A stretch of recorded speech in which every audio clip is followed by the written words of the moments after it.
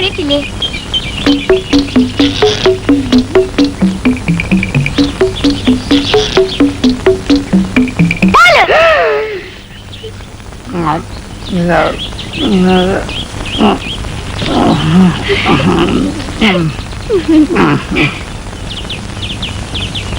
അമ്മയമ്മ പാല്.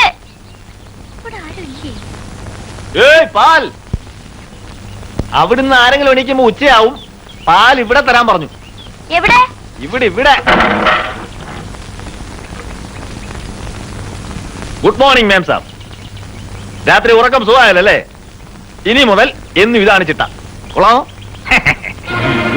അയ്യോ,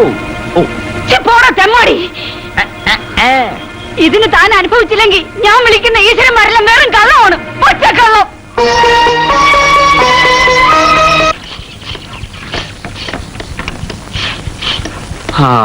ഈ പണി മുതലാവൂല. രാത്രിയുള്ള ഈ പാട്ടും കളിയും മേലനക്കാൻ വയ്യ. എനിക്കിഷ്ടായി. നല്ല തീറ്റയും പാട്ടും നല്ല രസാ. രാവിലെ ഒരു 100 മില്ലിയിലെ കുരുമുളക് പൊടി ഇട്ടൊന്ന് വലിച്ച ഒരു മേലുവേനയില ഒരു തേങ്ങയില്ല. ഇവിടെ വന്നേ പിന്നെ ഞാനൊന്ന് നന്നായിട്ടുണ്ട് അല്ലേ സോമ? ഞാനും അതെ. പോത്തർച്ച എന്നല്ലേ വീക്കണേ, എങ്ങനെ നന്നാണ്ടിരിക്ക? ജോലി ചെയ്യുമ്പോൾ ജോലി, അതിനിടയിൽ സംസാരം പാടില്ല. സംസാരിക്കാനും രസിക്കാനും സമയം വേറെ ഉണ്ടല്ലോ. വേഗം പണി തീർക്കണം, വേഗം പണി തീർക്കണം. അതെ, പോരാ, നല്ല മിനുസം വേണം. മുഖം നോക്കിയാൽ കാണണം. അതിന് നല്ല കരിവീട്ട് തന്നെ വേണം. എന്തിന്? ഈ തടി തന്നെ മതി. നിങ്ങൾ ചിന്തേര തള്ളുന്ന രീതി ശരിയല്ല. മറക്കൂ, ഞാൻ കാണിച്ചു തരാം. അതെ, നിങ്ങൾക്ക് ഇവിടെ കണഗുണ വർത്താനം പറഞ്ഞിരുന്നാ മതി. ഉച്ചക്ക് വിഴുങ്ങാൻ വന്നിരിക്കുമ്പോ കാച്ചാൻ പപ്പടില്ലാന്ന്. ചിന്തേരിന്റെ ഇടയിലാണോ പപ്പടം? പപ്പടത്തിനിടയിലാണ് ചിന്തേരി. ആ, പോയി വാങ്ങിക്ക.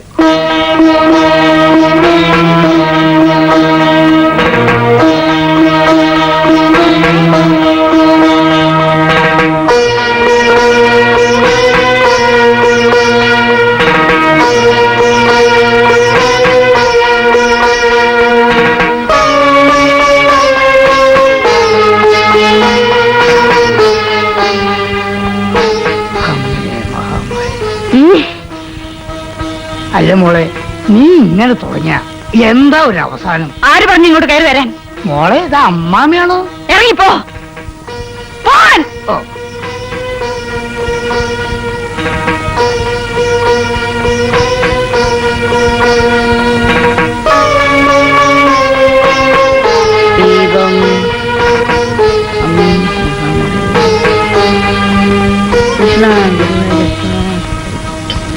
അമ്മണിക്കുട്ടിയെ, സംഗതി അത്ര പന്തിയല്ല കേട്ടോ. കുടുംബത്തിൽ ആർക്കും ഇതുവരെ ഇങ്ങനെ ഉണ്ടായില്ലല്ലോ. എന്ത് തലയ്ക്ക് ഇങ്ങനെ ഭ്രമം?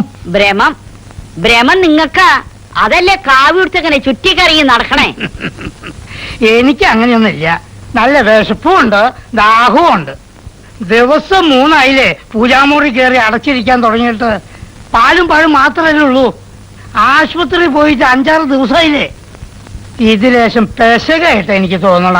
പെശക നിങ്ങൾക്കാ, ഇത് ഇടയ്ക്കുള്ളതാ. മനസ്സിന് എന്തെങ്കിലും വിഷമം തട്ടി അപ്പ കേറും പൂജാമുറിയില്. പിന്നെ 2-3 ദിവസത്തേക്ക് ഒരേ ഇരിപ്പ. ഇനിയേ കുറച്ച് ദിവസത്തേക്ക് ഭയങ്കര മുൻചുണ്ടിയാവും. സൂക്ഷിച്ചോ. കഞ്ഞൂടി മുട്ടുവോ ഭഗവാനെ?